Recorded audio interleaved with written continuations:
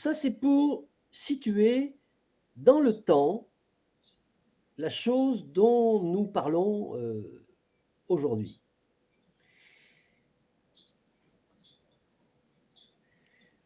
Voilà, alors nous sommes aujourd'hui en 2020 et la révolution néolithique a eu lieu il y a environ moins 10 000 ans, enfin moins 12 000 ans, moins 10 000 ans avant Jésus-Christ. Mhm.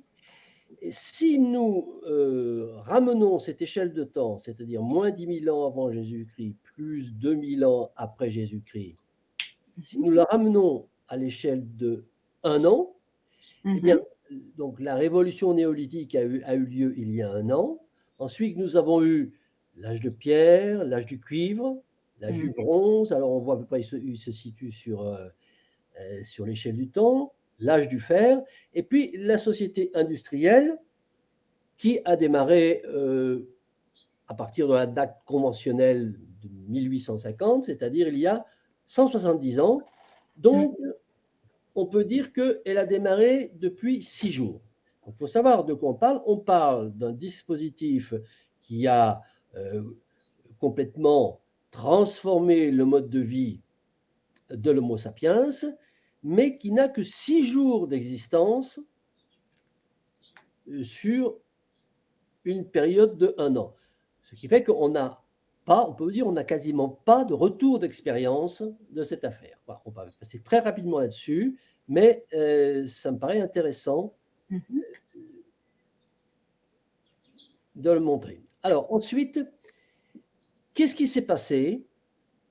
Qu'est-ce qui s'est passé depuis la révolution néolithique? Dans 3 domaines qui me paraissent déterminants pour comprendre aujourd'hui comment fonctionne notre civilisation industrielle, c'est le domaine de la prédation, de l'utilisation, de la consommation des ressources naturelles, fini, le domaine de la production, production de biens et de services, et le domaine de la population.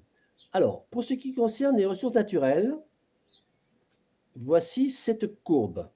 Donc, en termes de consommation de ressources naturelles finies, c'est-à-dire la façon quantitative et le rythme auquel il a fait cette prédation, qu'est-ce qu'on peut dire depuis la révolution néolithique? Alors, il y a moins 10 000 ans, on va considérer que la consommation de ressources naturelles finies était égale à 0. En l'an 1, on va considérer que cette consommation, cette prédation est égale à 0,01. Et puis, à partir de l'année 1850, alors en milliards de tonnes, on a 8 milliards de tonnes en 1850, 12 milliards de tonnes en 1930, 20 milliards de tonnes en 1960, 30 milliards de tonnes en 1975 et 80 milliards de tonnes l'année 2000. Ce sont des ressources fossiles, là, dont vous Ah, parlez. non, non, non, non, non. Là, il s'agit des ressources naturelles finies, Oui, c'est-à-dire aussi bien les ressources énergétiques que les ressources minérales, c'est-à-dire tout ce qu'on prélève dans l'écorce terrestre, que d'accord, ce soit en termes de ressources énergétiques ou de ressources minérales. d'accord.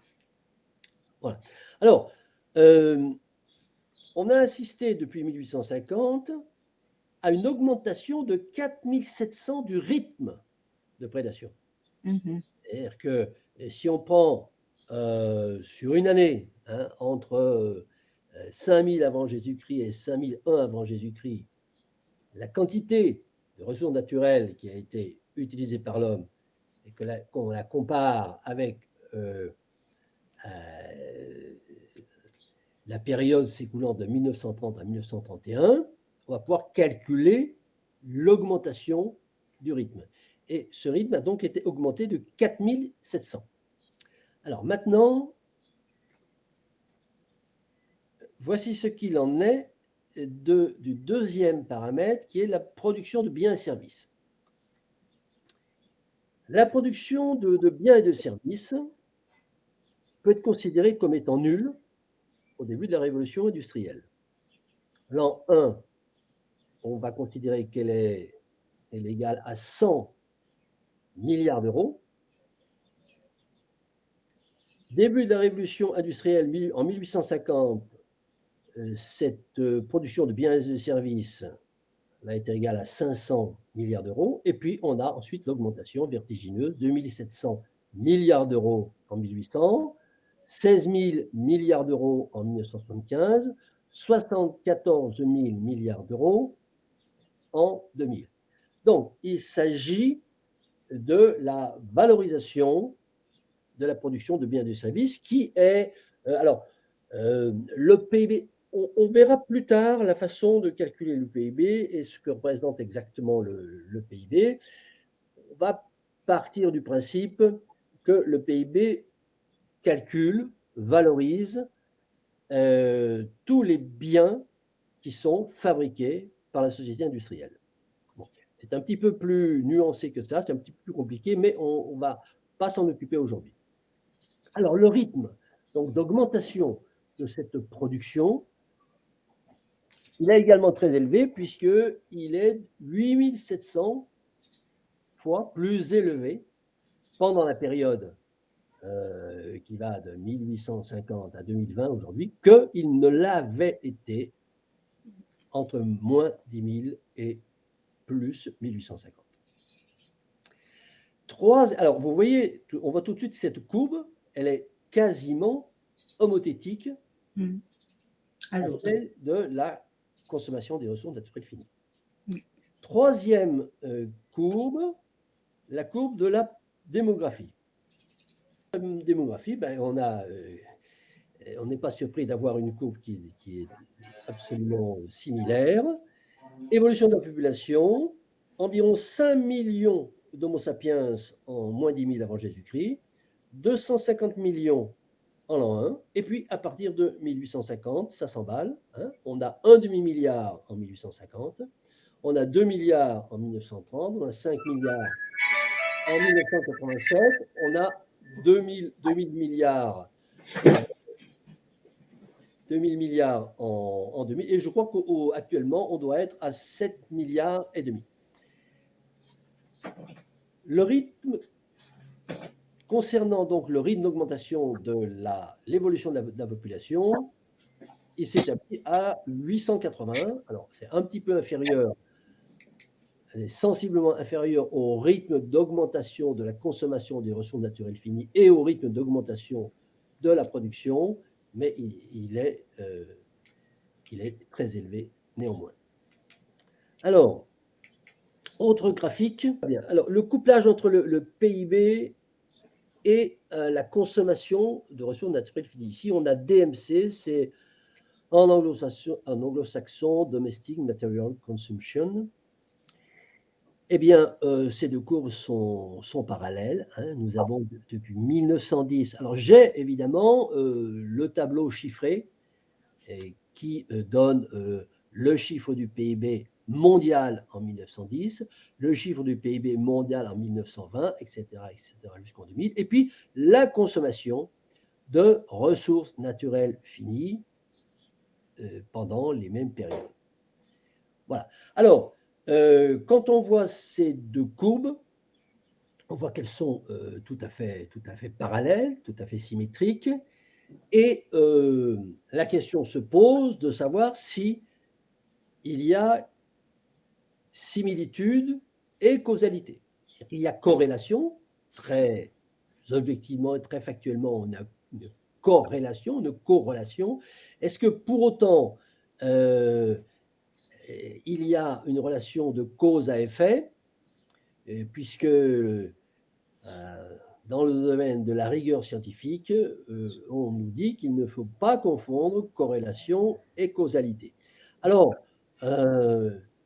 bien entendu, quand on a une courbe comme ça, on peut dire, on ne peut pas affirmer que c'est l'augmentation de la consommation de ressources naturelles finies qui génère une augmentation proportionnelle du PIB, mais on peut affirmer, en tout cas, on peut dire qu'il y a de fortes chances pour que cette corrélation corresponde à une causalité.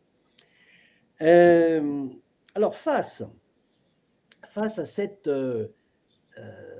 corrélation-causalité, Et on voit tout de suite que une diminution de l'accessibilité, une diminution de la disponibilité et de l'accessibilité conjointe des ressources naturelles finies va introduire, va générer une diminution du produit intérieur brut, une diminution de la quantité de la production de biens et de services. Et donc, si cela génère une diminution de la production de biens et de services, ça veut dire que la, eh bien, la disponibilité par tête d'habitants, comme parallèlement, eh bien, nous avons une augmentation de la population, ça s'appelle une décroissance. Alors, face à cette évidence des courbes, il y a ce que Roegen classé dans son livre Economy and Energy and Economic Misses, les mythes économiques. Les mythes économiques, ça s'appelle le découplage. Alors, le découplage, ça ressemble à ça. Voilà ce que c'est que le découplage. Le découplage, c'est, à partir des années 2000-2020, une diminution de la disponibilité en ressources naturelles finies, ce que personne ne conteste, ou disons presque personne. Mais évidemment, les économistes orthodoxes, alors, sont-ils d'ailleurs hétérodoxes en disant cela? Voilà une bonne question. En tout cas, les économistes capitalistes croissancistes voudraient que le PIB continue à croître, puisqu'on nous vend de la croissance durable, du développement durable. Donc, un développement qui continue. Un développement durable, c'est ça, c'est le rouge qui continue. Alors, le rouge continue, mais le noir diminue. Donc, ça s'appelle un découplage. Alors, est-ce que c'est un mythe? Alors, ça paraît une hérésie au niveau de la... Là, excusez-moi, la courbe a été tracée à partir de quel chiffre? Pour les années 40, 20, 30, 40, 50? Laquelle? La noire qui... Ah, non, la noire, à partir des années Oui, oui, j'entends. Non, mais par exemple, pour les années 30, oui, alors je peux vous fournir. 50. Non, mais c'est juste, vous êtes parti d'estimation. Ah, non. Jusqu'en 2020, ce n'est pas d'estimation. Non, voilà, non, mais c'est pour ça que je vous dis de 30 à 50, vous êtes parti de projections. Comment c'est passé? Alors, il y a des gens, vous dire de 1930 à 1950? Non, 2030, pardon, de 2030. Ah oui, d'accord. Non, c'est des projections. C'est des projections, bien entendu. Bien entendu, hein. C'est des projections qui, alors, qui sont, alors qui peuvent, si vous voulez se rattacher, je vais vous afficher une autre courbe que vous connaissez peut-être. Donc du coup, je vais enlever celle-là. On a compris le système du découpage. C'est celle du Club de Rome amélioré. Voilà, c'est celle-là. Oui. Voilà. Bon, ce qu'il faut retenir, c'est pas tellement les chiffres, parce que les chiffres, ce sont des pronostics, c'est le principe. Le principe, c'est une décrue, c'est une raréfaction que personne ne conteste des ressources naturelles finies. Et donc cette courbe, la courbe noire sur mon graphique de découpage, elle va forcément diminuer. Le sinus ou le cosinus de la courbe, évidemment, va dépendre du rythme auquel on va prélever ces ressources, mais la décroissance de la disponibilité des ressources naturelles finies paraît peu contestable. Alors, ce découplage, c'est effectivement le rêve, enfin l'espoir que berce un certain nombre d'économistes qui disent, malgré la décrue, la raréfaction des ressources naturelles finies, nous allons pouvoir quand même continuer à augmenter le PIB. C'est ce que dit notamment Jeremy Rifkin. Et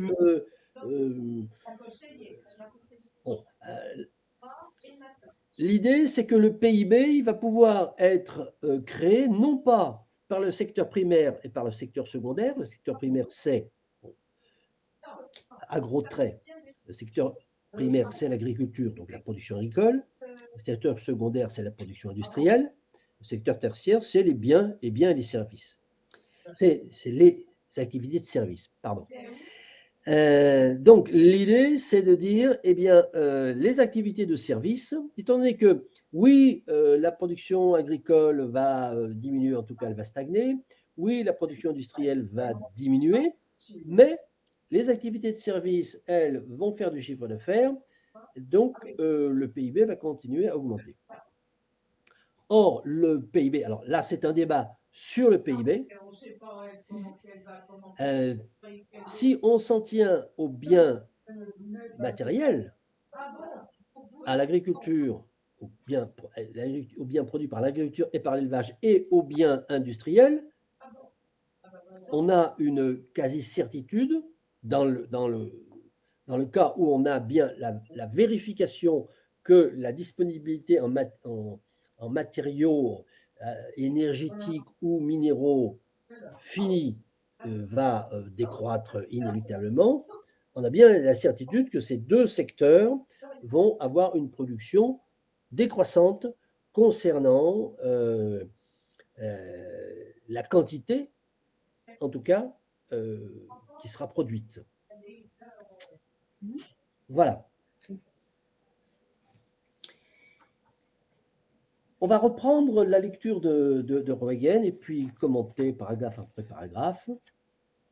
Roegen nous dit « L'avalanche de découvertes scientifiques spectaculaires déclenchée par les nouveaux moyens techniques renforça cette admiration générale pour la puissance de la technologie et l'induisit aussi les intellectuels à surestimer et finalement à trop faire miroiter les pouvoirs de la science. Naturellement hissé sur un tel piédestal, nul ne pouvait même concevoir l'existence d'obstacles réels inhérents à la condition humaine. » Donc, Roegen pointe là ce que j'appelle la nouvelle religion, ce que Illich également avait pointé en disant que aujourd'hui les scientifiques avaient remplacé les prêtres, et qui fait que l'homme placé devant, disons, l'incompréhension de la science, parce que la science est devenue très, très, très compliquée, et l'homme ordinaire ne la comprend pas. Donc, placé devant cette incompréhension et placé devant quand même une incertitude un petit peu endémique, il va se tourner vers l'élite scientifique, un petit peu de la même façon que l'homme pré-industriel,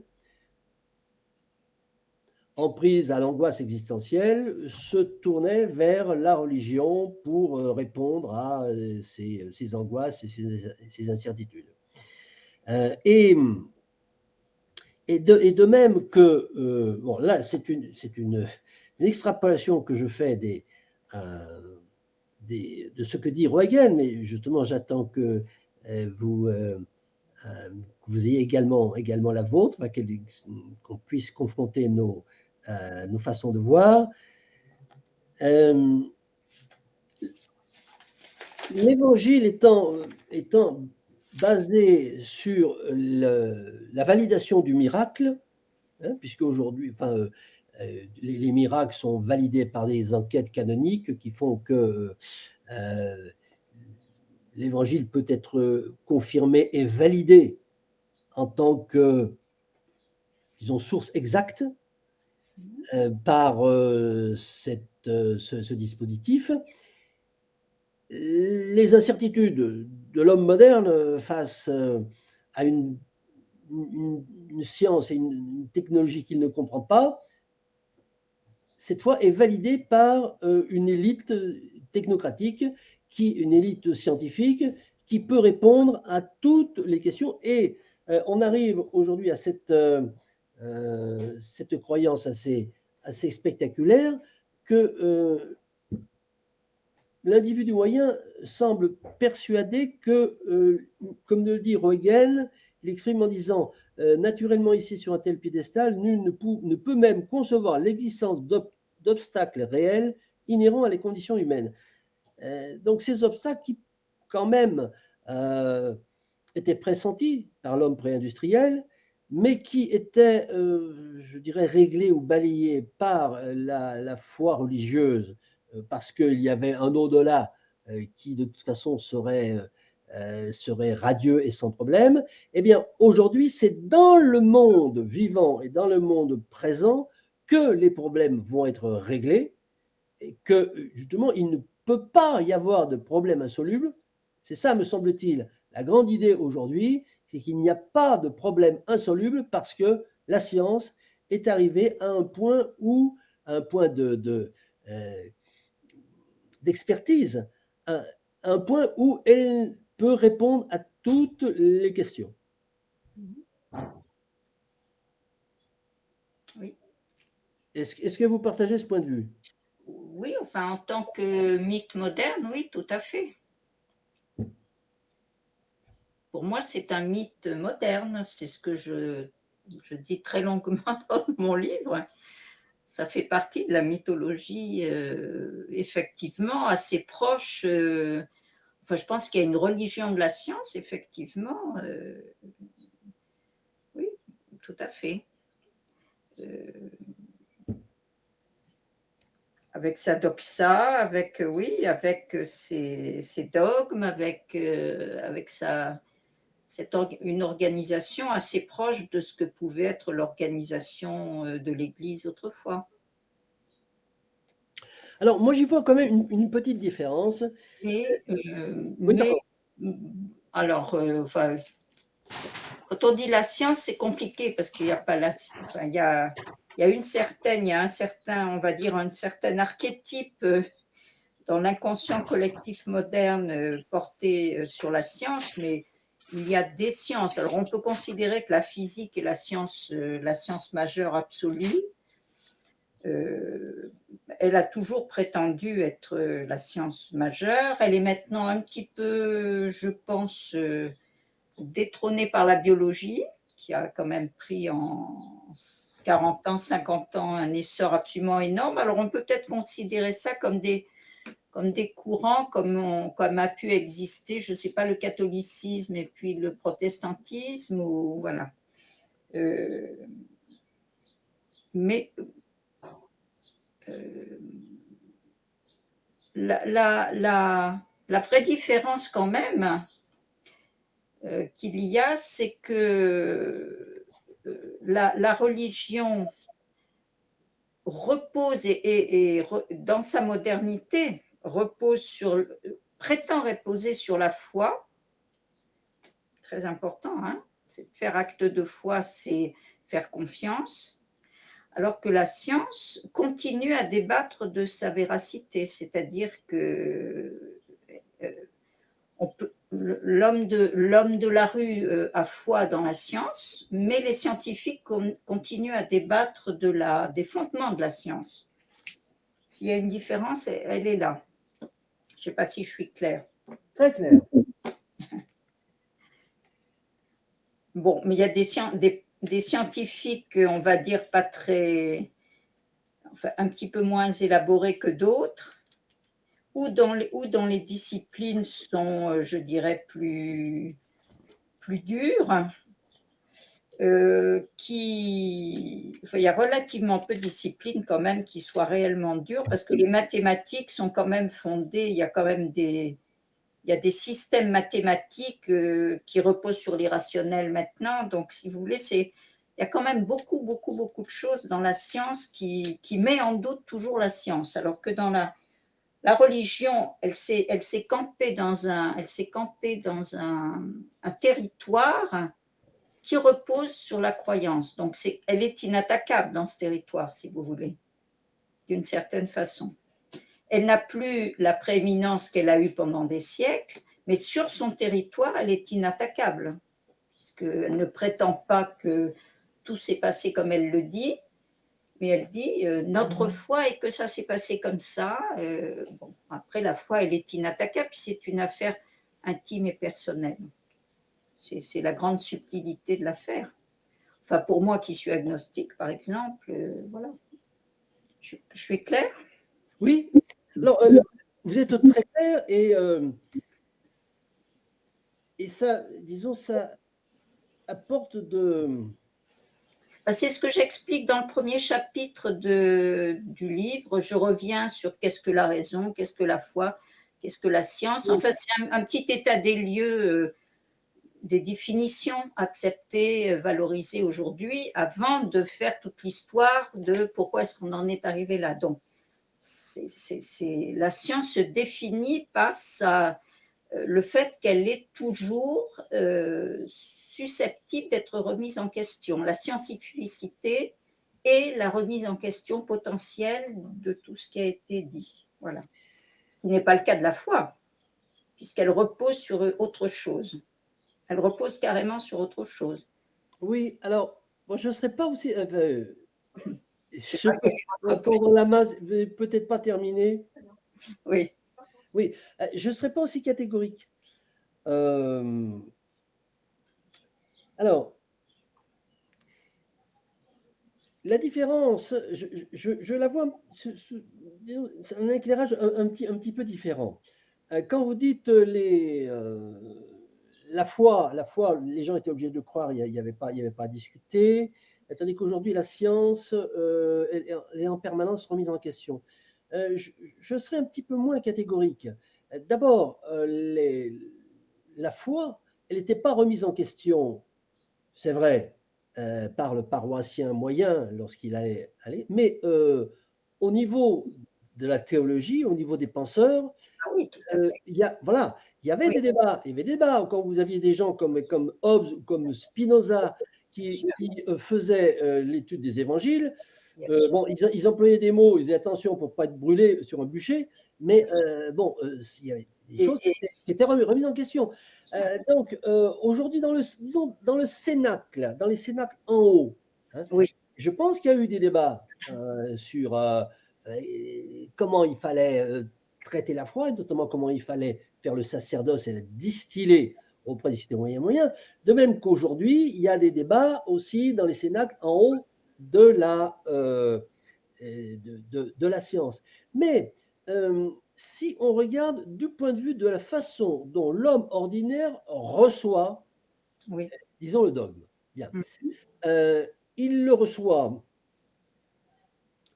l'homme industriel reçoit le dogme religieux, c'est vrai, ex cathedra, du haut en bas, il l'approuve et ça lui apporte une certaine sérénité, une réponse à ses questions, tout au moins, ça calme ses angoisses et ça lui donne une clé pour quelque chose, pour l'au-delà. Mm. Aujourd'hui, il y a quand même une différence, c'est que l'homme ordinaire, il reçoit aussi les prescriptions, les ordonnances scientifiques, il ne les discute pas, donc là c'est pareil, elles apportent une clé à ses angoisses, parce qu'il se dit, bon, il a quand même conscience, alors Reagan dira un petit peu plus loin, il a conscience sans le savoir que tout dépend de la basse entropie. Bon, évidemment, l'homme de la rue ne le formule pas comme ça, mais il se rend compte quand même qu'il y a dans la base du mode de faire valeur économique, la base du mode de vie qui est le sien aujourd'hui, il se rend compte qu'il y a des choses qui sont quand même pas gagnées. Et la science lui apporte la, la sérénité en lui disant il n'y a pas de problème, on s'en occupe. D'où le elles, ils trouveront toujours quelque chose. Et Roegen, lorsqu'il fait la liste de ces mythes, c'est le mythe que le pouvoir scientifique, l'élite scientifique trouvera toujours quelque chose. Je pense qu'il dit d'ailleurs, matérialisé par la phrase populaire, ils trouveront toujours quelque chose. Mais, bon, je n'ai toujours pas exprimé ma différence. La différence, c'est que l'homme ordinaire aujourd'hui, il s'identifie à ces scientifiques. Et donc, du coup, il y a un immense péché d'orgueil. Il y a un immense péché d'orgueil que n'avait pas l'homme pré-industriel. L'homme pré-industriel était humble. Bon, il disait, je ne sais pas grand-chose, peut-être que le ciel va me tomber sur la tête, mais bon, il y a l'au-delà, si j'ai une vie vertueuse, voilà. Bon, mais bon, tandis qu'aujourd'hui, l'homme de la rue est persuadé via, bien sûr, l'élite intellectuelle, mais il s'identifie finalement. Il se dit, c'est nous, finalement, c'est nous. Voilà. Bon, on a des gars qui s'en occupent, qui sont nos mandataires.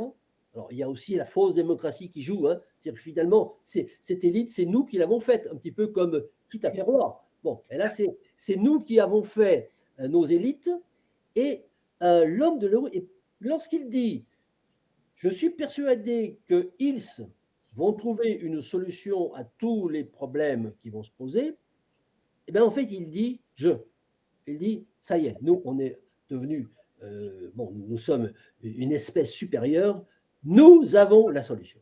Bon. Et c'est ça, je pense, le grand saut. Alors, parler des sauts prométhéens au niveau économique, mais il y a, me semble-t-il, un saut, alors enfin, prométhéen, un saut au niveau de la pensée vers une espèce de toute puissance de l'esprit humain qui est complètement nouvelle et qui est cette fois, alors là, c'est la courbe au ciel et consubstantielle, qui est parallèle, et qui est consubstantielle et qui est historiquement identifiée sur la même période que cette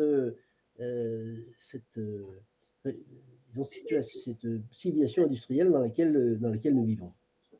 Lorsque Royen dit, c'est précisément parce qu'il a senti l'homme de la rue, quoique obscurément, que sa vie dépend de basses entropies rares et irrémédiables, que l'homme a constamment nourri l'espoir de pouvoir découvrir une force perpétuante d'elle-même.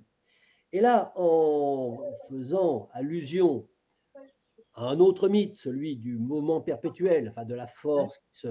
Et bon, en fait, l'homme pense qu'on l'a trouvé. Il ne le formule pas en termes de mouvement perpétuel de première espèce, c'est-à-dire celui qui se meut toujours avec la même énergie, ou du mouvement perpétuel de deuxième espèce, celui qui se meut carrément sans avoir besoin d'énergie. Il le traduit en disant, nous avons produit, nous avons fabriqué une élite intellectuelle qui peut tout faire. Je trouve que ça, c'est une caractéristique éclatante de la... Bon, en tant qu'anthropologue, là, on a au niveau des... disons de... Lévi-Strauss disait que l'homme agit par des mythes. Hein, structuralisme, bon, la pensée de l'homme est faite de mythèmes, de même que le langage est fait d'unités structurantes qui sont les phonèmes. Eh bien, il me semble qu'on... Bon, évidemment, Lévi-Strauss n'avait pas, à mon avis, appréhendé, bien entendu, hein, disons, l'homme tribal qu'est aujourd'hui devenu, en fait, l'homo industrialis. Et il me semble qu'il y a un saut mental, enfin anthropologique, considérable. Et avec ces soubresauts très douloureux, parce que là, avec ce qui se passe depuis la crise sanitaire, je pense que on ne peut pas ne pas lire tout ce qui s'est passé pendant cette crise sanitaire à l'aune de ce que vous dites, c'est-à-dire qu'il y a quand même un ébranlement de cette confiance très profond et un déni de l'ébranlement de cette confiance, en fait. Hein. C'est ça qui se passe actuellement.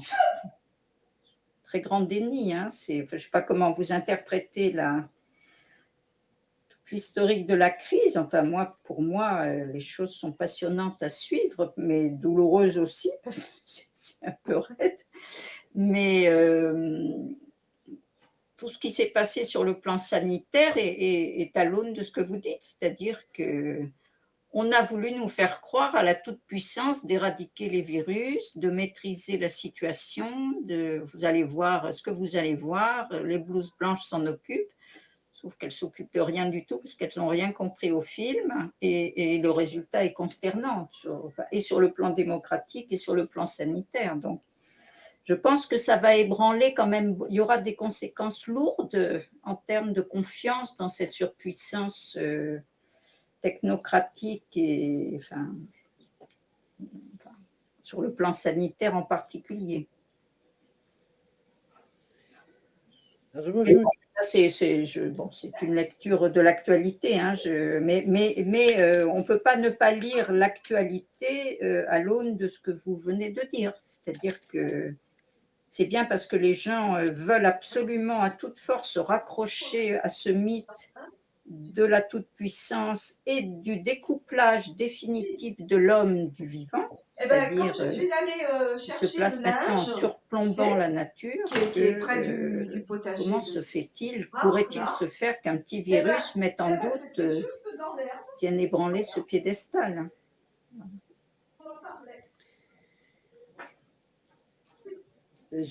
Alors, je suis moins optimiste. Enfin, si être optimiste, c'est penser que cette affaire de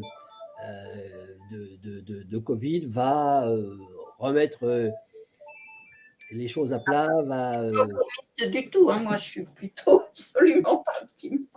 Non, mais optimiste dans le sens où vous semblez dire que ça va remettre les idées d'aplomb, c'est ça que vous voulez dire? Oui, ça ne va absolument pas les remettre d'aplomb du tout, puisque la seule façon c'est que pour l'instant, ils nous offrent juste de ressortir à nouveau par le haut en rajoutant une couche de technologie débile à des couches de technologie débile. Oui. Pour le plan strictement écologique, cette crise est un drame absolu. C'est terrible. Donc, toutes les solutions qu'ils ont prônées sont catastrophiques sur tous les plans, y compris sanitaires, mais écologiquement parlant aussi, économiquement parlant, sociologiquement parlant. Voilà, donc il n'y a pas lieu de je ne suis pas optimiste du tout.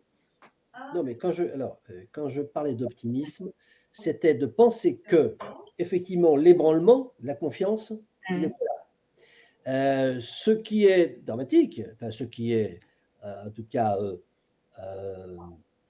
détestable en termes de constat, c'est de dire que l'homme a maintenant, l'homme de la rue, a maintenant une confiance absolue dans l'élite scientifique, économique, technique et médicale. Bon. Et donc, lorsque vous parlez d'ébranlement de cette confiance, suite notamment à l'épidémie du Covid, ça semble être un élément d'espoir de ce point de vue. Hein, c'est-à-dire de dire les élites montrent finalement leur incapacité. En tout cas, le dogme de nous avons la solution à tout est un dogme qui, objectivement, de façon éclatante, apparaît comme étant battu en brèche, comme étant une chimère. Donc, l'homme va s'en rendre compte, l'homme ordinaire va s'en rendre compte. C'était une opportunité. Enfin, on aurait pu saisir là l'opportunité. Je ne pense pas qu'on va la saisir, mais elle aurait pu être saisie là. Certains la saisissent. Il y a des tas de gens qui prennent conscience quand même des grandes limites. Il y a eu beaucoup de petites mutations individuelles, mais bon. Voilà. Alors la question, c'est est-ce que cette crise du Covid a ébranlé la confiance de l'homo industrialis ordinaire dans ses élites scientifiques? Voilà la question. Bon, moi, je pense que la réponse est non. Voilà. Et alors, il y a oui, non, et puis il y a oui un petit peu. Je pense qu'au final, non. Peut-être même que c'est renforcé. Alors bon, je vais peut-être un peu de provoque en disant ça. Bon. Et c'est ça qui est dramatique. C'est ça qui est dramatique parce que la puissance justement de persuasion de cette nouvelle religion, cet événement, cette crise montre la puissance de persuasion de cette nouvelle religion qui, mise en présence en fait d'une difficulté à valider son discours, s'en sort quand même très bien. Bon.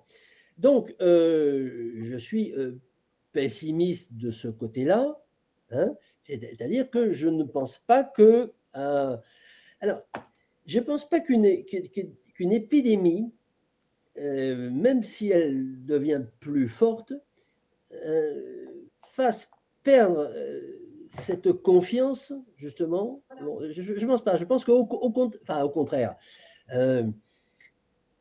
De toute façon, le mondial n'a pas d'autre solution.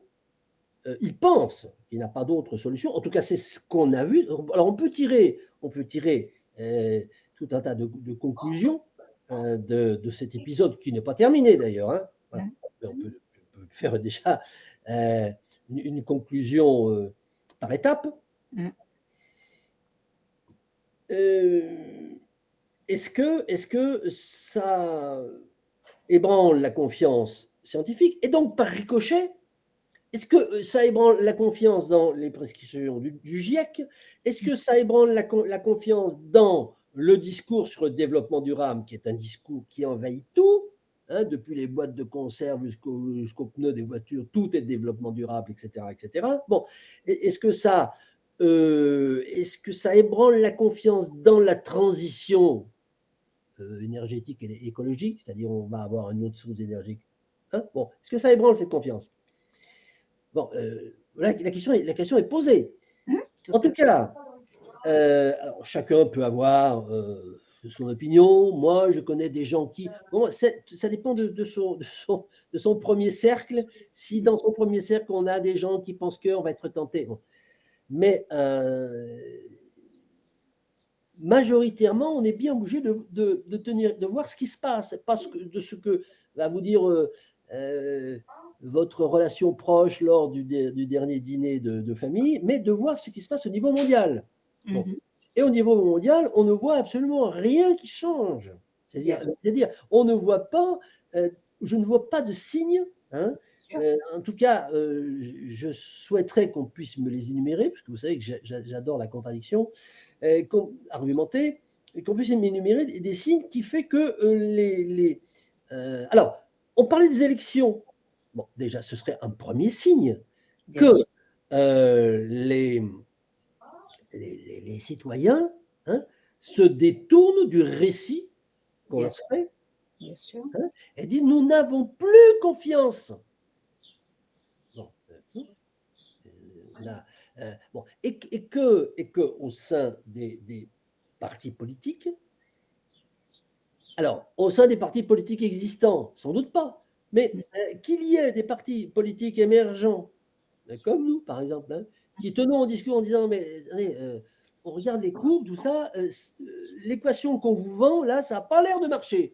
Allez, on ne vous vend pas un catéchisme, on dit simplement bon, ça n'a pas l'air de marcher. Bon.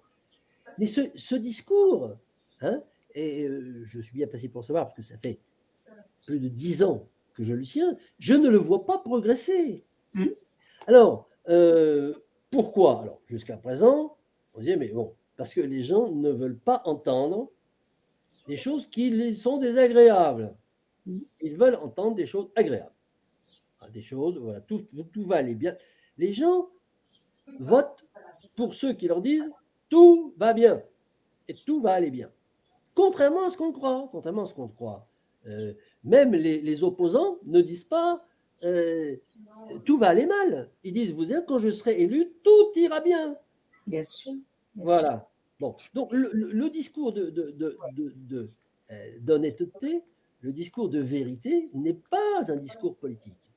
Et il n'est pas un discours politique parce que, sans doute, et on le constate, les gens ne sont pas demandeurs d'un discours de vérité.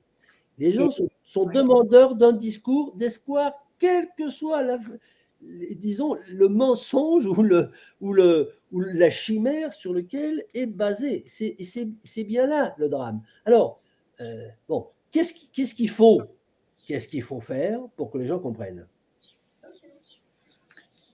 Moi, je continue inlassablement à dire, mais je suis comme vous.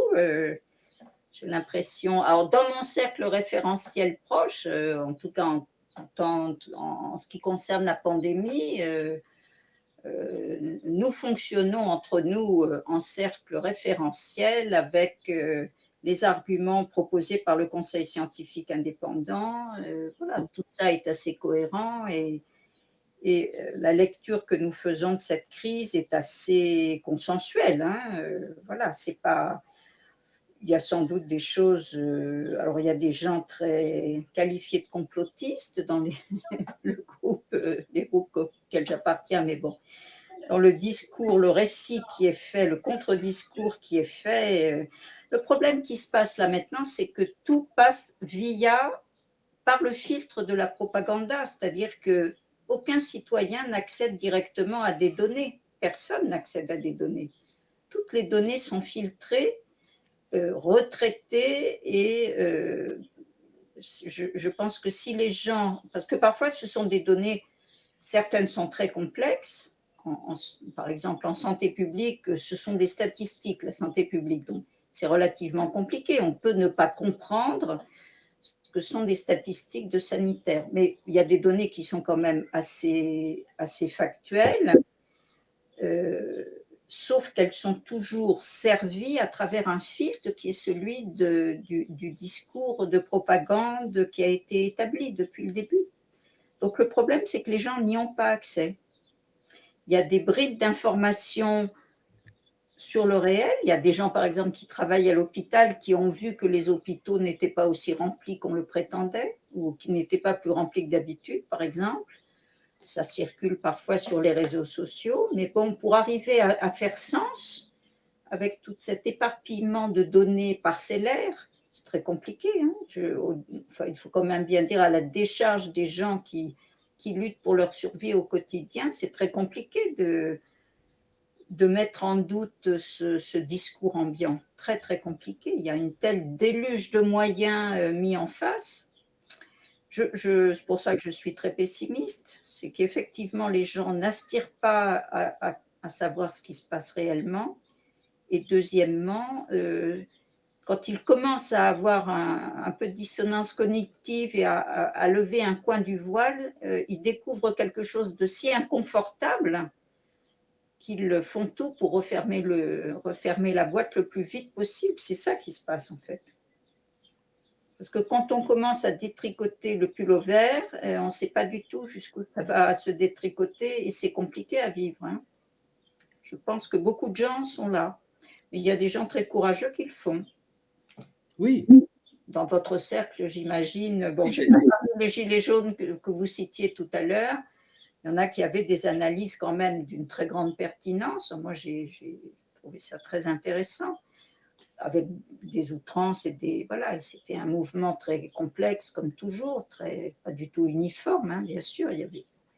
Mais je suis sûre qu'il y a des tas de gens qui ont continué leur réflexion et qui sont arrivés à des conclusions qui ne sont pas celles de la doxa ambiante.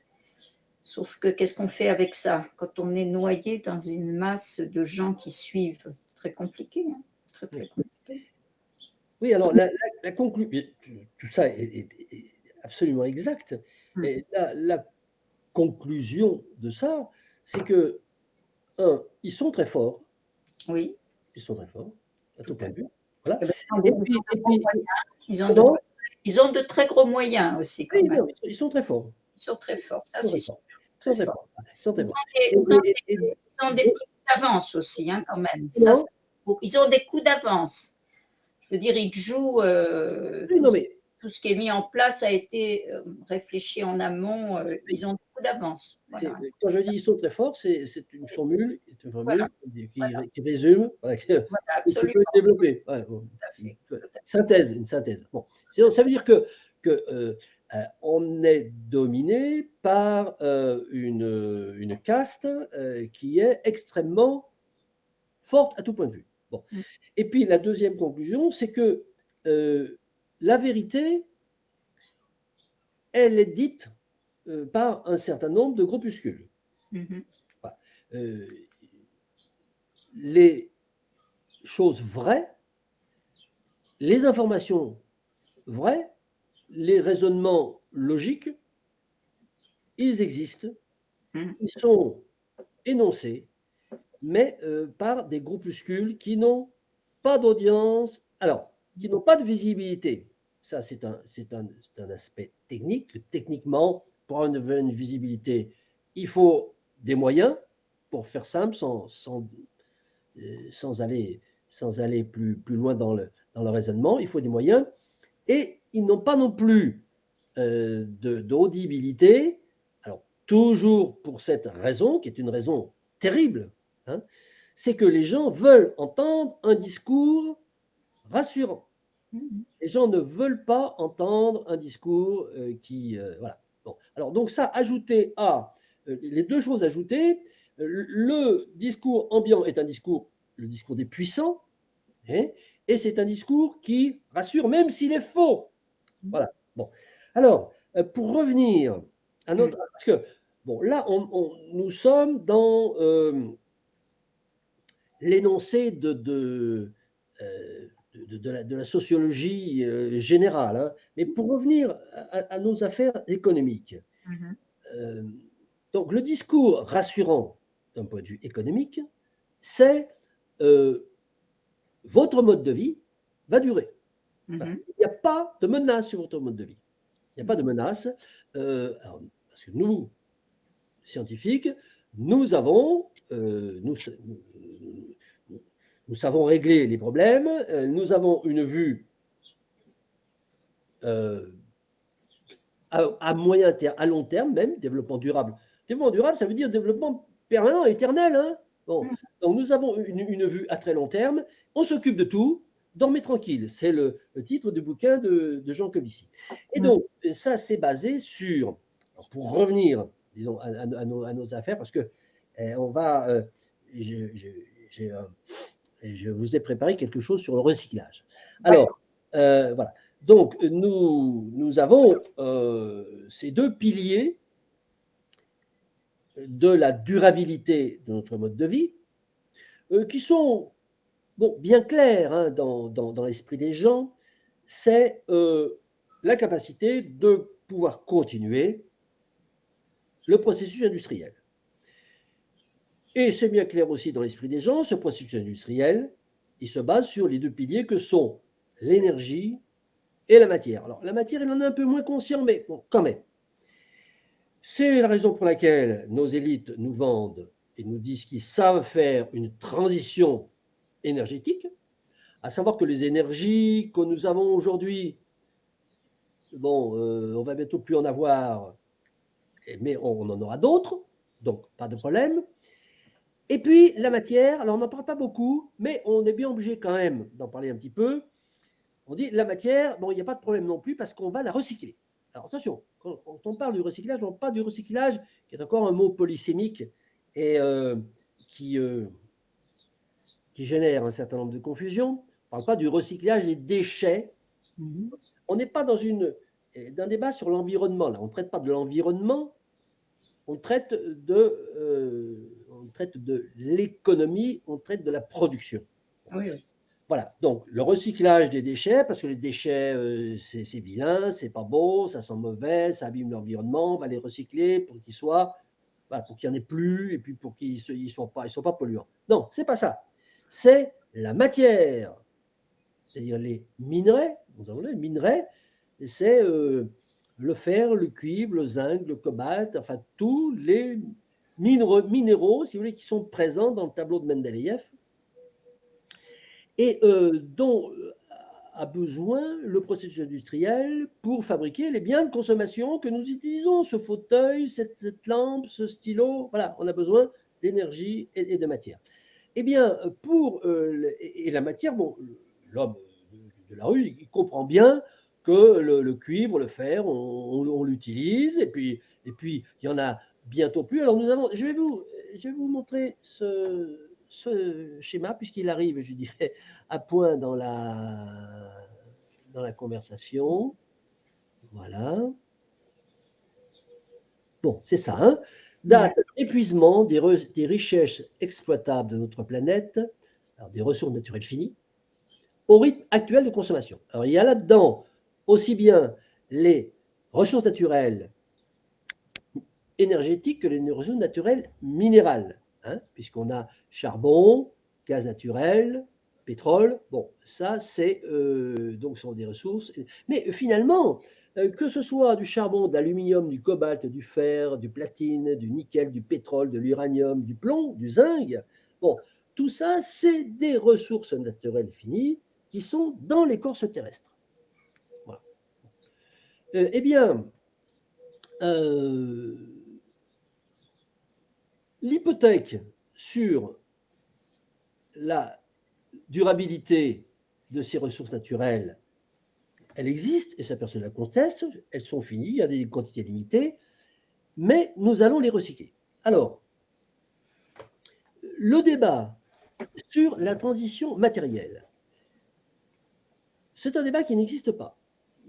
Soit il est évacué, soit il n'existe pas. Alors, le débat sur la transition énergétique, il existe. Hein. On va pas dire ah ben non, les éoliennes, c'est intermittent, l'énergie solaire, on n'arrive pas à la concentrer. Bon. Par contre, le cuivre, le fer, le zinc, qu'est-ce qu'on fait? Parce qu'il n'y en a presque plus dans les mines. Comment on fait? Il n'y a pas de problème, on le recycle. Voilà, ça, c'est évacué. Bon, et c'est quasiment une doxa. Alors, on va voir un peu ce que c'est que le recyclage. Voilà, à l'aide de ce petit graphique. On va prendre l'exemple de la bêche. Alors, la bêche, c'est un outil qui permet de faire de l'agriculture, donc de retourner la terre, comme vous le savez, de planter des aliments et de pouvoir manger. Alors, la bêche, ça se fait avec du fer, voilà, et puis c'est du fer qui passe par l'acierie. Donc, le système des hauts fourneaux, c'est de l'oxyde de fer qu'on met en présence d'une forme de charbon qu'on appelle le coke. On fait brûler tout ça, ça fond, on le façonne et on va faire des socs de bêche. Alors, on va prendre l'exemple de 100 kilos de fer qu'on va mettre en présence de 100 kilos de charbon, voilà, pour fabriquer a priori 10 socs de bêche. Pour faire chacun 10 kilos. Hein, voilà. Donc, on a utilisé, dans la colonne de gauche, c'est la matière utilisée, et dans la colonne de droite, c'est l'énergie utilisée. Donc, pour fabriquer nos 10 socs de bêche, eh bien, nous utilisons 100 kg de fer et 100 kg de charbon. Alors, on va s'apercevoir tout de suite que on n'a pas, comme on pourrait le croire, 10 socs de bêche à 10 kg, mais on n'en a que 9. Voilà. Parce qu'on a 10 kg qui se sont dispersés, disséminés lors de l'opération de métallurgie. Alors, on va oublier tout de suite les chiffres, hein, parce que c'est peut-être pas 10 kg, c'est peut-être 100 grammes ou 50 grammes. Bon, ce qui compte, c'est l'idée, c'est le principe. Alors, j'ai pris des chiffres simples pour qu'on comprenne bien. Et donc, avec 100 kg de fer, eh bien, je sors 9 socs de bêche de 10 kg. 90 kg, j'ai perdu 10 kg. Et j'ai utilisé 100 kWh de charbon. Bon. Alors, on remarque quand même qu'on a de l'énergie qui s'est dégradée, qui s'est dissipée, et également de la matière qui s'est dégradée, dissipée, et qu'on ne pourra plus récupérer. Et nous, la collectivité, donc, s'est enrichie de 9 socs de bêche, et au bout d'un certain temps, on va dire au bout de 20 ans, ces socs de bêche sont usés, c'est-à-dire qu'il va falloir les recycler. Les recycler parce qu'ils sont tout tordus, tout troués, et donc, eh bien, en vertu du principe du recyclage, nous allons donc les refondre à nouveau et refaire de nouveaux socs de bêche. Alors, on va négliger déjà une donnée quand même qui est très importante, mais on va être gentil dans nos calculs, c'est-à-dire qu'on va calculer de façon extrêmement optimiste. Le résultat sera en fait plus pessimiste. On va considérer qu'au bout de 20 ans, nos socs de bêche qui pesaient chacun 10 kg vont toujours peser 10 kg, ce qui est faux. Ce qui est faux parce que votre bêche qui pesait 10 kg ou aujourd'hui en 2020, en 2040, elle pèsera sans doute 9 kilos ou 9 kg 500, mais il y a 500 grammes qui aura disparu. Alors non, qui se sera disséminé dans la nature, hein, rien ne se perd, rien ne se crée, mais qui ne pourra pas être récupéré. Alors, pour retravailler ces 9 socs de bêche et pour ressortir des socs de bêche tout neufs, bon, il va falloir aller les chercher, les collecter, parce qu'ils ne sont pas tous au même endroit. Donc, nous allons voir, c'est le petit véhicule, là, un véhicule de collecte, qui va passer à chaque endroit où il y a un soc de bêche pour récupérer. Alors évidemment, tout ça est très caricatural, mais c'est pour comprendre le principe. Mais ce véhicule, il va utiliser du métal aussi. Il va utiliser du métal parce qu'il y a les roues qui tournent, il y a les bielles qui font des va-et-vient. Tout ça, ça fait de l'usure. Et donc, il y a du métal qui se dissémine. Alors voilà, c'est 1 kilo. Et puis, il utilise de l'essence pour se déplacer, donc il utilise de l'énergie. 10 dans la colonne de droite. Dans ces colonnes, nous avons tout ce qui est consommé par ce fameux système de recyclage qui doit nous sauver de l'extinction fatale. Ensuite, le camion chargé de ces 9 socs de bêche arrive dans l'usine de retraitement. L'usine, c'est un bâtiment avec des machines à l'intérieur, et ces machines vont travailler les 9 socs de bêche avec de la matière. Les machines sont faites avec de la matière, les machines en fonctionnant s'usent et elles perdent de la matière. Et en fonctionnant, elles dépensent de l'énergie. Donc voilà, elles vont perdre 2 kilos et elles vont utiliser 90 kWh. Et nos 9 socs de bêche, qui ne pesaient plus 10 kilos, mais bref, on va considérer qu'elles pesaient 10 kilos, eh bien, lorsque nous allons les retraiter, on va s'apercevoir qu'on n'a plus que 8 socs de bêche. Donc, on va perdre une bêche. Donc, lorsque je rentre 90 kilos, je ne ressors que 80 kilos. Et ainsi de suite, à chaque fois.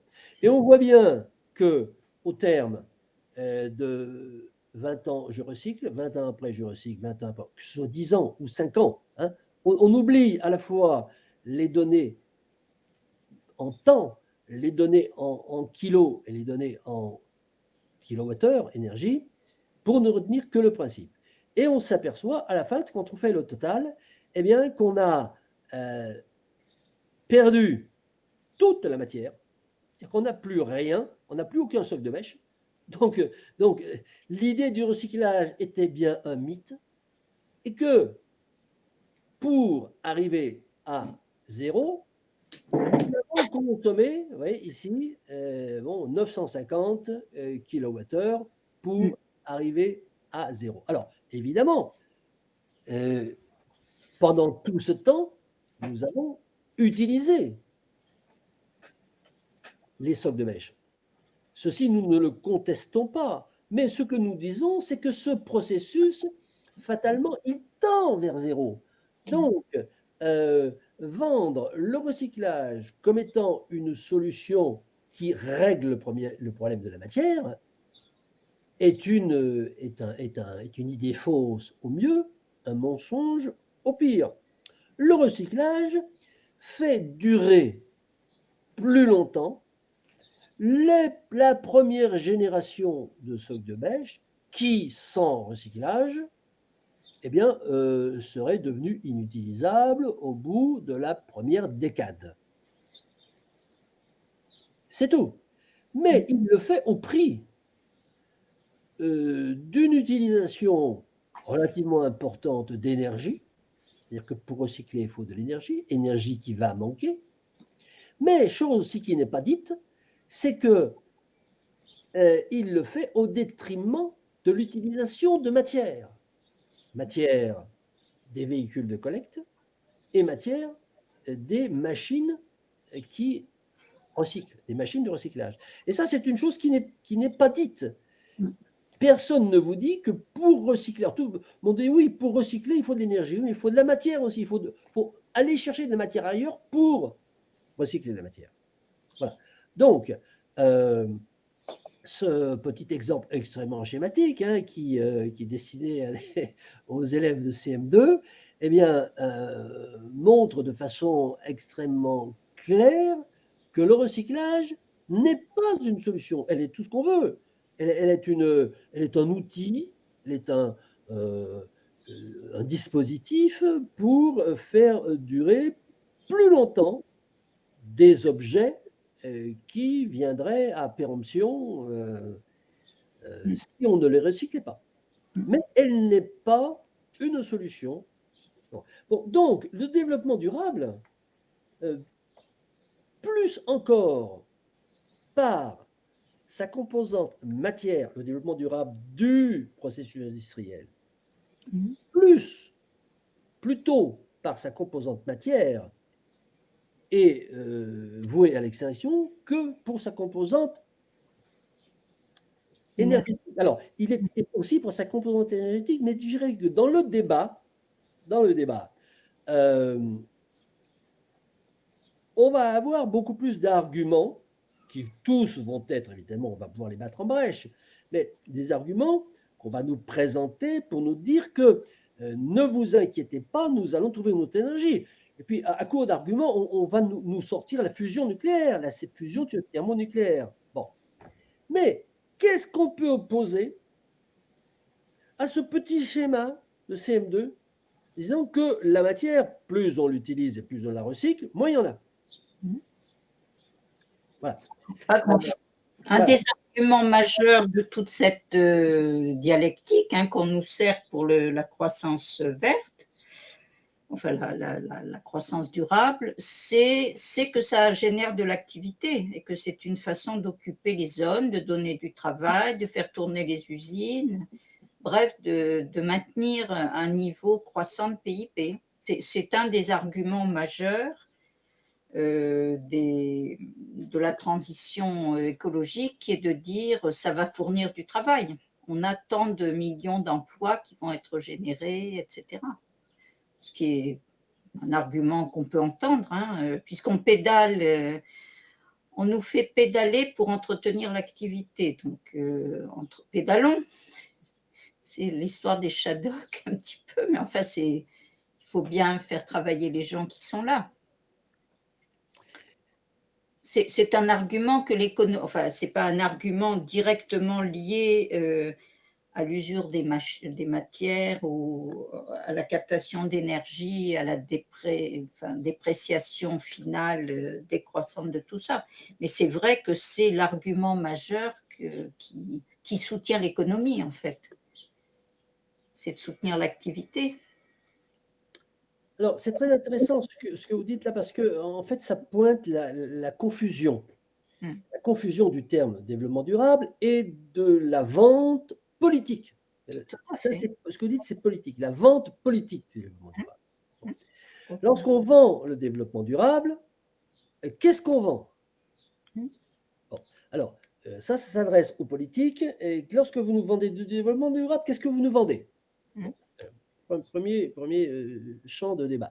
Deuxième champ de débat, l'homme, le citoyen, qu'est-ce qu'il reçoit comme information quand tu lui vends le développement durable? Qu'est-ce qu'il reçoit comme information? Alors, l'information, le développement durable, il faut continuer à se développer parce que ça crée de l'emploi. Bon, ça, c'est politique. C'est politique. Alors, il l'entend. Oui, parce que ça, c'est. Alors voilà l'exemple même du produit politique extrêmement appétant.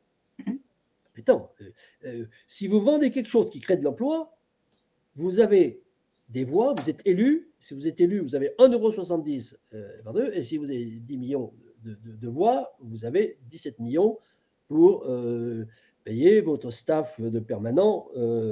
Voilà. Bon. Non, mais c'est ça, je caricature, mais les partis politiques sont des PME. Comme les autres. De toute façon, on est dans une civilisation où tout est business, et si vous voulez chercher la raison d'une activité, cherchez le profit. Vous avez une activité sans profit, ça n'existe pas. Voilà. Bon. Alors, donc, ça, c'est la composante politique. Très bien. Bon, il n'y a rien à dire à ça. Et d'ailleurs, ce n'est pas notre débat, ce n'est pas notre sujet. Et que nous dit, mais on va faire la croissance parce que ça crée de l'emploi, on n'a absolument rien à dire. Ce n'est pas notre rayon. Si, alors, ce qu'on peut dire, c'est, oui, d'accord, combien de temps? Combien de temps? Alors, bon, j'ai l'air de rabâcher parce que je ne sais pas si je vous l'ai dit déjà souvent, mais bon, en fait, il y a un moment dans cette réflexion sur les croissances inéluctables et confronté à la zélation de la croissance durable, il y a un moment où il faut dire combien de temps.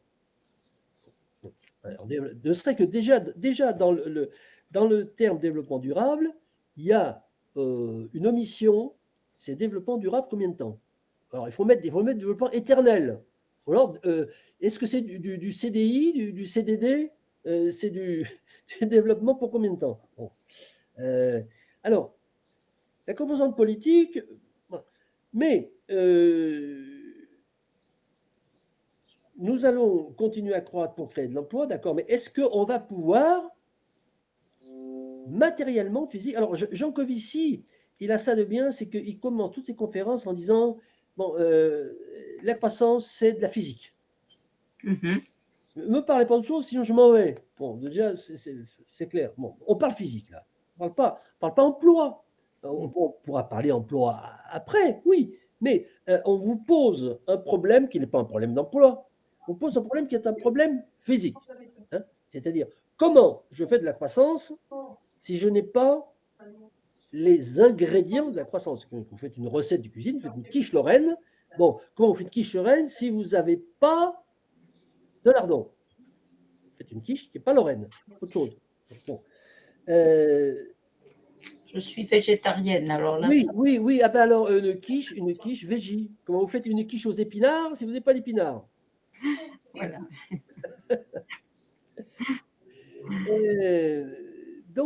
Donc c'est ça. Alors, l'intérêt d'être très, l'atout, je dirais, l'atout, d'être très pointu, enfin, au clair, sur le recyclage, c'est que ce petit raisonnement que je vous ai fait, mais qu'on peut améliorer, qu'on peut muscler, qu'on peut décliner aussi dans d'autres domaines, il est imparable. Il est imparable et il suffit de le décliner et de dire maintenant, je vous écoute. Maintenant, comment est-ce que vous allez nous faire durer tout ça? Alors, en général, ils répondent, d'ailleurs, tous les arguments qu'on lit un petit peu partout, enfin, moi, c'est ce que je lis, c'est qu'ils disent, dans un contexte de raréfaction des matériaux, matières premières et terres rares, etc., le coût de revient, finalement, parce que tout ça a un coût de revient, c'est-à-dire la collecte, le retravail en usine, etc., tout ça a un coût de revient, tout comme l'extraction primaire des matériaux a un coût de revient. En général, l'argument, c'est que dans un contexte qui tend vers une raréfaction, le coût de revient, le prix, finalement, il devient compétitif, quel que soit, enfin, même si le coût augmente, ça devient de plus en plus compétitif parce que, justement, c'est l'argument de la raréfaction, c'est-à-dire qu'on vous retourne l'argumentation en disant la raréfaction rend ce travail de recyclage tout à fait intéressant et on le fera quoi qu'il en coûte, puisque de toute façon, il y a système de pénurie, on est dans un contexte de pénurie et de raréfaction. Regardez par exemple ce qui se passe avec, moi je m'intéresse beaucoup à la géopolitique des pôles et de l'Arctique, ça coûte des sommes absolument colossales, hein, de tout ce qui va être développé dans l'Arctique, etc. Mais il n'empêche qu'ils vont le faire à tous les coups et tout le monde se bat pour faire partie du cercle de l'Arctique. Tout à fait, tout le monde se battra jusqu'au dernier copec pour en être, quel que soit le coup, parce que justement, c'est-à-dire qu'ils retournent l'argumentation logique. Je ne sais pas si je suis claire. Non, vous êtes très clair et c'est très intéressant parce que ça permet justement Ce qui est, de débattre cette objection. Alors, d'ailleurs, Jean Covici le dit très, très souvent, hein, que quand enfin, tout est une question de balance, la rareté rend relatif le coût du baril, en fait. Hein. Plus l'extraction ou le retraitement du baril est élevé, mais plus la rareté augmente, ben voilà, tout ça monte ensemble, en fait. Ce qui est un schéma un peu bizarre, mais en fait, c'est le schéma qu'on nous oppose. Et ça devient naturel, ça devient banal, alors que c'est proprement absurde. bah non, c'est pas tout à fait ça. D'accord. Oui, non, non. Alors, il y a plusieurs choses. Il faut distinguer la problématique de l'extraction des ressources naturelles, que ce soit des ressources énergétiques ou des ressources minérales, c'est-à-dire que ce soit du pétrole, que ce soit du cuivre. Ça, c'est un domaine, hein, l'extraction des ressources. Le coût d'extraction, les difficultés d'accès, etc. Et puis, le recyclage du métal une fois qu'il est extrait. C'est deux choses qui sont distinctes. Oui, mais les arguments qu'on emploie pour le recyclage tendent à devenir les mêmes, c'est ça que non. Si. Bah, Alors, moi, j'ai un bouquin là sur la guerre des métaux rares. Enfin, je sais pas si vous attendez. Je vous écoute. Je vais oui, chercher. oui, oui. Alors, j'entends bien ce que vous me dites et je vais développer mon explication. Alors, avant de commencer, la différence qu'il y a dans ces deux domaines, je reviendrai sur ce que vous avez dit à propos de Jean Covici. Vous connaissez celui-là? Oui, je connais, oui. Voilà. Lorsqu'il parle du rapport entre le prix du pétrole Oui. et sa disponibilité. Jean Covici, depuis 10 ans qu'il parle de ça, il a toujours dit qu'il n'y avait aucun rapport entre le prix du pétrole et la quantité de pétrole qu'il y avait sous la terre. C'est vrai. Donc c'est il dit C'est vrai. c'est le contraire. Il dit aucun. Attention, il dit lorsque dit Jean Covici dit, j'ai l'impression que je parle de Dieu. Non, mais bon, on est d'accord avec lui. Tant que on n'est pas encore arrivé à la déplétion, c'est-à-dire que les quantités, tant qu'on n'est pas arrivé en système contraint, on est en train d'y arriver. Bon. Et tant qu'on n'est pas en système contraint, depuis le début de l'extraction pétrolière, il n'y a pas de rapport entre le prix et les quantités disponibles. Alors, on va pas débattre de ça, enfin, on va pas expliquer ça. Bref, c'est un aparté. On est d'accord. Maintenant, revenons à notre affaire de relation entre les coûts de traitement, notre affaire de relation entre les coûts et le fait qu'on le fasse ou qu'on ne le fasse pas. Bon. Il faut distinguer, vous avez cité à très juste raison, là, les Antarctiques, tout ça. Bon. Pour ce qui concerne l'extraction des ressources qui sont dans les grands CRS, bon, la question se pose, est-ce qu'on va les chercher? Bon. Alors, on a eu cette problématique avec le pétrole de schiste dans le bassin de Bacon, dans le Dakota du Nord et dans le Minnesota du sud le Manitoba du Canada. À savoir que le coût d'extraction, le coût de la mise en œuvre des matériels qu'il faut pour tirer un baril dans le côté de Wellington, dans le Dakota du Nord, bon, il est 10 ou 20 fois plus élevé que pour tirer le même baril dans les champs faciles de Ghawar en Arabie Saoudite. Bon.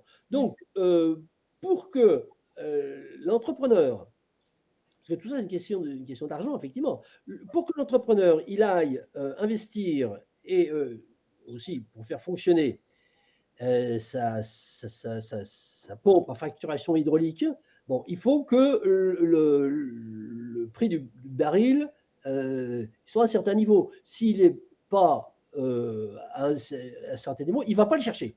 Bon, ça, c'est vrai. Mais ça ne change pas le problème de la quantité. Alors, je m'explique. Il y a cet effet de prix. Si le prix est élevé, bon, ça vaut le coup d'aller... bon. Mais il y a un élément qui est fondamental, déterminant, et qu'on ne cite pas, justement, parce que pour pouvoir sous-tendre ce raisonnement, c'est que pour extraire un baril de pétrole par fracturation hydraulique, il faut effectivement investir de l'argent, etc. Mais il faut surtout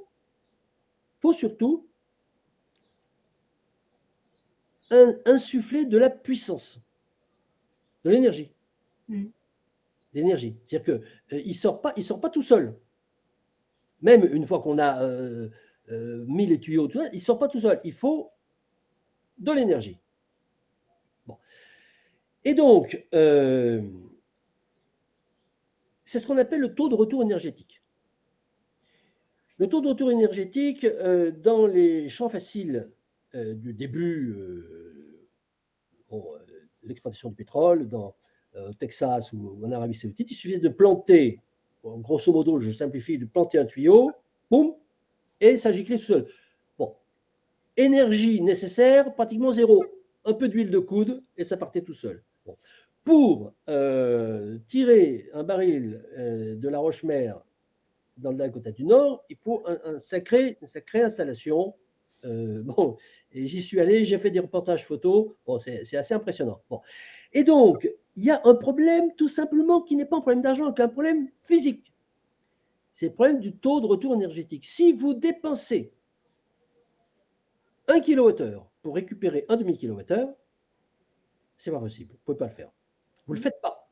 Ah ben, vous le faites si vous avez si vous avez quelqu'un qui vous paye pour le faire. Ouais, bon, c'est absurde. Donc, bon, ça ne tient pas, ça ne peut pas, on ne le fera pas. On ne le fait pas d'ailleurs. On n'est pas en TRE négatif, ça n'existe pas un TRE négatif. Bon. Donc, il y a ce problème-là. Ce problème-là, c'est que au niveau de l'extraction des ressources naturelles qui sont en écorce terrestre, on bute sur deux plafonds de verre qui sont la raréfaction. Quand il n'y en a plus, il n'y en a plus. Voilà, ce que vous voulez, l'argent, quand il n'y en a plus, il n'y en a plus. Bon. Après, il y a l'accessibilité. Alors, c'est ce qui a fait d'ailleurs que les pics de Uber du pétrole conventionnel ont été repoussés à cause du pétrole de schiste. Le pétrole de schiste, on le sait depuis les années 70 qu'il y en a. Mais ce n'était pas rentable parce que le prix du pétrole n'était pas assez élevé.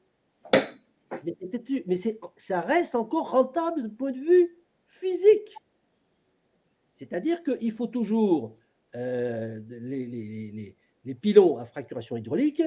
Bon, jusqu'à présent, eh ben, ils insufflent moins d'énergie que l'énergie qu'ils récupèrent. Bon. Mais lorsqu'il faut aller un peu plus loin, prendre des roches-mères plus compliquées, par exemple, aller dans le golfe de Tupi, au large de Rio de Janeiro, où vous avez 5000 mètres de mer, plus 2000 mètres de couche de sel. Bon. Donc, c'est Brasilco ou Petro-Brasil, je crois, la société Petro-Brasil, qui s'attaque à ça. Ils ont un problème de TRE. C'est pas un problème d'argent, c'est un problème de terrain, c'est que pour y aller, il faut qu'ils envoient plus de kilowattheures que ce qu'ils pensent qu'ils vont retirer en termes de gouttelettes de trucs. Voilà. Bon. Donc, le platon vert, c'est le TRE. Bon, quand il n'y en a plus, il n'y en a plus. Bon, ça, c'est vite réglé. Et ensuite, pour aller en chercher dans des endroits extrêmement inaccessibles, et là, on vient sur l'Antarctique, ou bien, bon, il y a des pétroles de schiste sous la Tour Eiffel, très profonds, etc. Bon. Voilà, c'est le problème du TRE. Et ce TRE, on ne peut pas le résoudre. Voilà. Bon. Alors ça, c'est l'aspect, on va aller chercher Mais pour ce qui concerne les ressources naturelles métalliques, je vous ai montré tout à l'heure le tableau. Ce tableau ne tient pas compte de la difficulté d'accès. Hein. Il tient compte de ce qui existe. Les mines de cuivre, bon, elles sont pratiquement épuisées. Donc, d'abord, on n'ira pas chercher du cuivre s'il faut plus d'énergie que ce que va nous rapporter le cuivre. Bon. Mais ensuite, pour ce qui concerne le recyclage, c'est une autre problématique. Hein. Bon. Le recyclage, on part d'un point de vue, on part d'une situation où on n'a plus, les mines sont épuisées, on n'a plus d'autres, et on recycle. Et ben là, on recycle, au bout du compte, il n'y a plus rien. Donc, comment est-ce qu'on fait quand on n'a plus de matière? Là, il n'y a pas de réponse. Si, il y a. Alors, les pistes, quelles sont les pistes? Il faut fabriquer des matières. Fabriquer des matières, et puis il y a une autre piste, c'est les extraterrestres vont nous amener de la matière. Puis une troisième piste, on va aller chercher de la matière sur les autres planètes. Bon, là aussi, on a un problème de TRE. Ce n'est pas une question d'argent, une question de rentabilité en termes thermodynamiques. Mais ça, à ma connaissance, c'est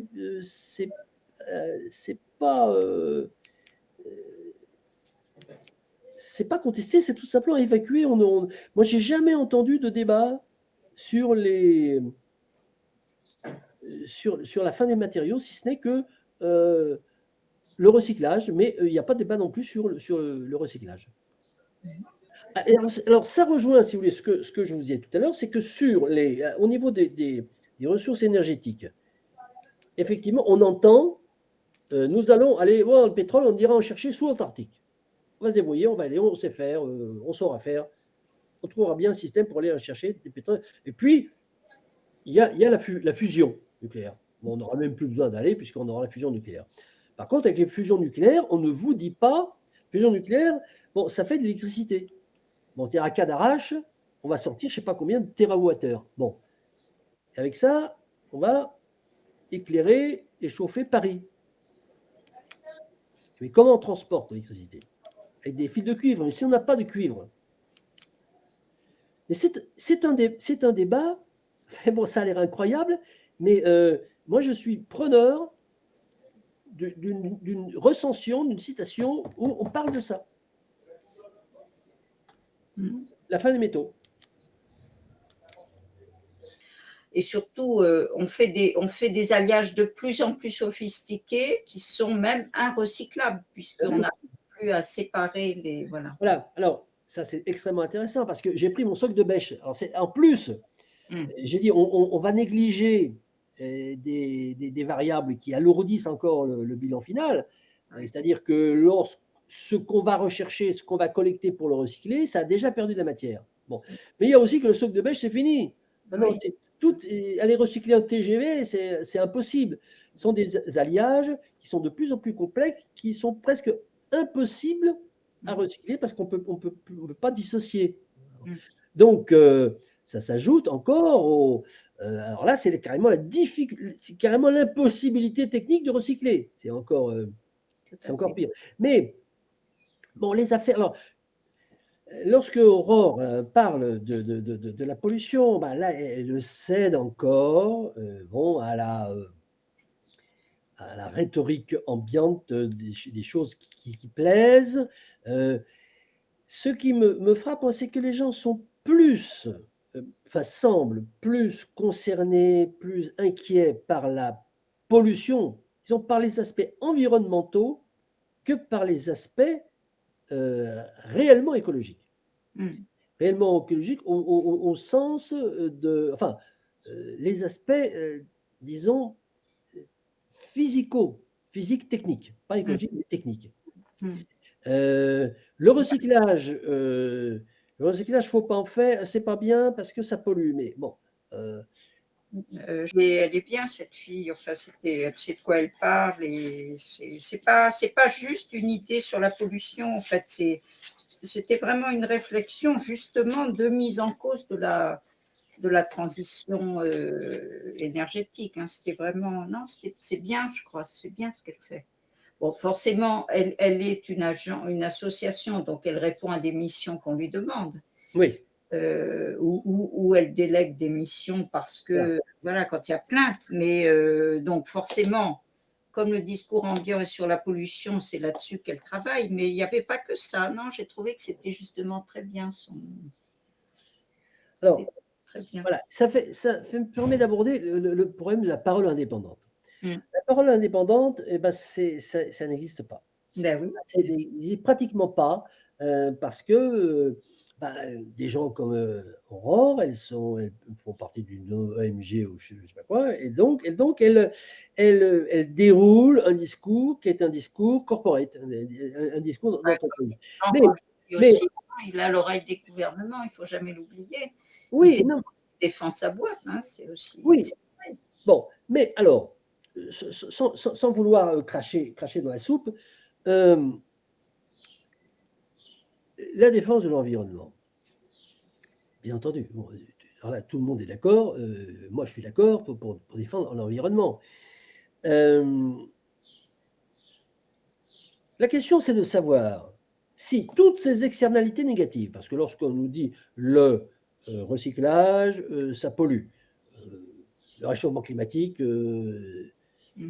c'est pas bien, etc., etc. Bon, toutes ces externalités négatives, est-ce qu'elles sont de nature à faire décroître? Question ça. Bon, c'est politique. C'est politique. Ça veut dire, regardez, le pétrole, ça fait du CO2. Bon, on ne va pas faire un débat sur le changement climatique. Hein. On va essayer factuel. Le pétrole, ça fait du CO2. Ça crée un désastre climatique. Bon, pour faire simple. Le recyclage des terres rares, bon, c'est polluant, ça nous empoisonne. Bon. Alors, on pourrait aussi dire l'agriculture industrielle, ça produit des éléments toxiques. Alors là, c'est encore plus important que le changement climatique, aussi, il faut arrêter l'agriculture industrielle. Bon. Et alors, qu'est-ce qu'on fait? Donc on va décroître, ce que disent des gens comme Delphine Bateau doucement. Oui, on va décroître parce que on va décroître parce qu'il faut arrêter, il faut limiter, il faut stopper la pollution de l'environnement. Donc il faut décroître. Bon. Mais ça ne se fera pas, c'est tout. C'est même pas la peine de discuter, ça ne fera pas. Les gens ne veulent pas décroître. Personne ne veut décroître. Personne ne veut décroître. Personne ne veut diminuer son mode de vie. Personne. Alors, on va avoir peut-être quelques groupuscules ici et là dans les pays de l'OCDE, dans le G20, les 6 milliards d'autres ne veulent pas entendre. On avait l'autre jour Abdou. Abdou, j'allais vous parler d'Abdou, il a raison. Hein. Comment voulez-vous faire Allez parler de diminuer la production. Bien sûr. En Chine, en Inde ou en Afrique. Bien sûr. Bon, il faut sortir de notre entre-soi, entre nous, de bourgeois bien nourris. Donc personne, on vient pénétrer de ça au niveau de la planète, personne ne veut décroître. Donc il faut arrêter de dire on va aménager les. Alors, bon, si on peut éviter, non mais si on peut éviter, alors ils réfléchissent. Ils réfléchissent pour produire toujours plus en évitant que le CO2 monte, en évitant bon, ils y travaillent. C'est tout. Mais décroître la production, c'est pas la peine d'y penser. Il n'y a qu'une chose qui fera décroître, c'est qu'il n'y a plus d'énergie. Si on a moins d'énergie, moins de métaux, on produira moins. Et si on n'a plus d'énergie, plus de métaux, on produira plus. Voilà. Il n'y a que cette... Tout le reste, bon, ce sont des chimères au mieux, au pire, ce sont des business pour vendre ceci ou pour récolter des bois. Donc il y a un moment, il faut qu'on ait un discours de vérité. Le discours de vérité, c'est le discours des équations physiques. C'est vrai, c'est vrai, à ceci près que, comment dire, moi, c'est la valeur formidable que je trouve au livre de Georges Escorreguen. La seule chose, c'est qu'il faut bien avoir une traduction politique de tout ça. Enfin, parce que quand on est en société, pour faire monde, c'est la politique qui va. Voilà. Donc, quelle peut être la. Voilà, comment traduire ça politiquement? Et puis, il y a l'autre argument qui est que, bon, il y a une question de temporalité aussi. Hein. Si on regarde le tableau que vous avez montré tout à l'heure, il ne va plus y avoir de charbon en 2100, je ne sais pas, il me semblait, enfin tout en haut, mais enfin bon, le platine. Voilà, voilà. Bon, moi, en 2150, je ne serai plus là. J'ai encore peut-être 10 ans à vivre à peu près, ou 15. Je ne sais pas, j'ambitionne pas plus, vu que j'ai 70 passés. Donc, j'aimerais bien qu'on discute aussi un peu de temporalité. Pas spécialement pour moi, mais c'est pour m'en aller en me disant, bon, qu'est-ce qui va se passer pour mes enfants et mes petits-enfants dans un terme de 30 ans, 40 ans, où je ne serai plus là. Mais bon, voilà, c'est un politique, quel discours politique ou à quel train politique s'arrimer pour faire sens et entraîner avec nous des gens. Pour moi, c'est très important. Et deuxièmement, de quelle temporalité on parle, parce qu'il est évident que tout ça va s'arrêter sur le plan physique, enfin les ressources physiques vont s'arrêter, oui, mais quand? C'est ça la question. Quel autre monde absurde va-t-on générer entre-temps? Parce que il y a une temporalité, je ne sais pas, vous êtes frappé sans doute comme moi, par cette temporalité de l'opiniâtreté technologique qui cherche toujours à inventer des trucs ahurissants pour faire durer la machine. Hein. On continue à pomper comme les Shadocks, là. Et puis la lenteur des processus physiques de la Terre. Bon, voilà. Et en face de soi, on a des gens qui, eux, cherchent à faire très, très vite pour engranger le maximum de profit. Donc, c'est ça la question. Et comment on résout cette équation différentielle du temps en termes politiques? Parce qu'on en est là. Là, le calendrier, il est à très court terme. Hein, ce que le président Macron va sortir de son chapeau, j'imagine, dans les tout prochains mois, ça ne va pas être coton, enfin, me semble-t-il. Parce que vous en pensez, mais enfin voilà, c'est demain ça que ça va se passer. Qu'est-ce qu'on fait là maintenant? C'est ça la question aussi. Alors c'est la suite de notre voilà, dans les séances à venir. Il faut dresser, je crois, c'est pour être sérieux, il faut se baser, il faut avoir des bases scientifiques sérieuses afin de construire des propositions politiques sur un constat physico-économique qui ne soit pas contestable ou tout au moins qui soit solidement argumenté. Moi j'aime bien ne pas mélanger les choses, ce qui permet de rester concentré sur un sujet, puis ensuite de passer à un autre sujet. Mais effectivement, une fois que le constat, il faut il faut l'affiner et bien l'énoncer.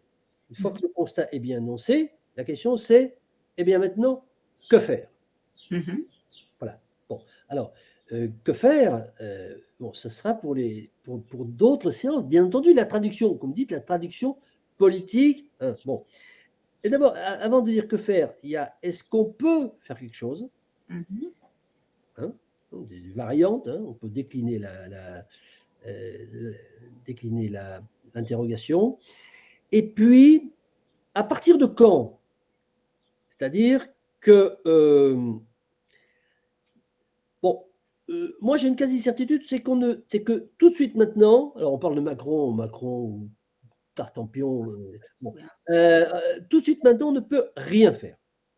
C'est la ré alors, voilà, bon, on n'a plus que 3-4 minutes, donc je livre euh, des phrases péremptoires comme ça, bien entendu, il faut les argumenter. Je pense qu'on ne peut rien faire actuellement, hein, en termes politiques, si ce n'est que muscler notre constat, avoir un constat qui soit extrêmement sérieux, qui soit extrêmement documenté, ressourcé, qui était, comme disait Hegel, soumis à la contradiction auxquelles on a apporté des réponses, Mhm. ce qui fait que la synthèse est une synthèse qui bon, est recevable, contrairement à une opinion qui est énoncée sans avoir été soumise à la contradiction. Bon, donc, énoncer notre constat, le baser, euh, euh, le, le charpenter sur des éléments scientifiques, le soumettre à la contradiction, répondre à cette contradiction. Bon, et puis ben ça nous porte déjà, ça nous porte déjà à un certain délai. Alors, je ne sais pas si vous connaissez Günther Anders, ça vous dit quelque chose? Voilà. Bon, Günther qui a écrit L'obsolescence de l'homme, et il y a une phrase que je trouve magnifique de Günther Anders qui dit: nous ne vivons plus dans une époque, nous vivons dans un délai. C'est vrai. Et la question, en fait, c'est la question du délai. Oui. La question du délai, c'est plusieurs délais. C'est-à-dire, qu'est-ce qu'on peut proposer aujourd'hui en tant qu'offre politique? Moi, je dirais rien.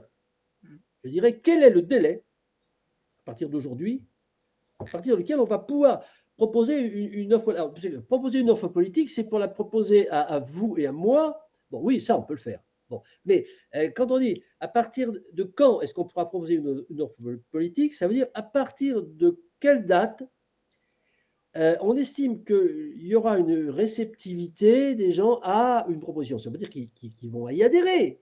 Parce qu'aujourd'hui, il n'y a même pas d'écoute proposition. Voilà. Oui, donc ce sont des délais ensuite qui s'enclenchent. Hein. On aurait peut-être plus d'écho, enfin je ne sais pas, si on parlait comme matière première de l'eau, parce que là, je crois que les gens comprennent là maintenant plus facilement que ça c'est une sacrée problématique. Alors, Pour le coup, le recyclage, on enfin, va le noter. L'eau. Alors, on a Engels, on oui, a, comment il s'appelle, l'auteur dont vous avez mis. Enfin, oui, Goldsmith, voilà. Bon, alors, il faut qu'on parle de l'eau. oui, Voilà, il faut qu'on parle de l'eau, pas en 5 minutes, parce que l'eau, c'est c'est pas une ressource non, finie, c'est une ressource renouvelable. oui, tout à Voilà. fait. Donc la problématique de l'eau, une problématique, il faut. Alors, là aussi, il y a des confusions. On s'en sert beaucoup. C'est un argument, évidemment, Alors, elle est renouvelable, énormément, qui est utilisé mal à propos. Mal à propos, on ne peut pas prendre l'argument de l'eau, par exemple, pour démontrer qu'il n'y aura plus de pétrole. non, mais l'argument en fait, elle est renouvelable, mais on s'aperçoit que les évolutions qui sont actuellement celles du circuit physico-chimique de la planète perturbent, bouleversent les cycles de l'eau. Donc, je ne sais pas si l'analyse a été faite, enfin, j'imagine que oui, les spécialistes le font. Voilà, il y a Ça fait quand même, ça fait voilà. partie des externalités négatives qui, si elles atteignent leur paroxysme, peuvent provoquer un effondrement. Là, on va rentrer dans les thèses des effondristes. Hein. Euh, voilà. Mais ça n'est pas le fait générateur de la fin du processus industriel. Non. C'est vrai. c'est une externalité négative de ce processus industriel qui peut se surajouter, un peu comme vous savez les surinfections. Vous avez une maladie et puis, bon, du fait de votre environnement, votre maladie va se surinfecter. Eh ben, c'est un petit peu ça, malheureusement, la Oui, situation. oui, c'est exact, c'est exact.